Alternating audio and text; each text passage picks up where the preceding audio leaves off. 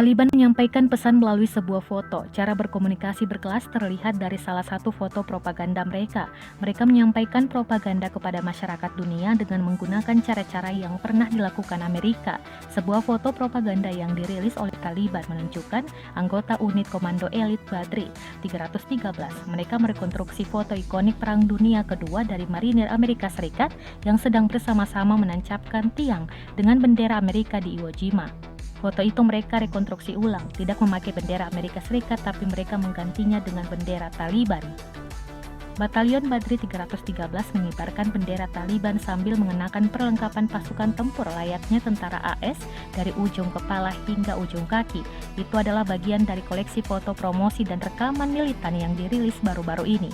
Badri 313 merupakan pasukan Taliban yang namanya diambil dari peristiwa Perang Badar 624 Masehi yang dijelaskan bahwa umat Islam dengan pasukan hanya 313 orang mengalahkan lawan yang berkekuatan 1000 pasukan, dianggap sebagai unit tempur utama Taliban. Kelompok itu dilaporkan sangat terlatih dan sekarang dilengkapi dengan peralatan militer canggih.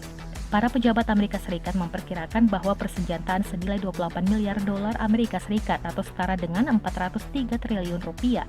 Perebutan peralatan tempur itu diperkirakan mencakup 7 helikopter baru yang dikirim ke Kabul bulan lalu, 600.000 senapan serbu, 2.000 kendaraan lapis baja, dan 40 pesawat termasuk Black Hawk seperti dilaporkan New York Post.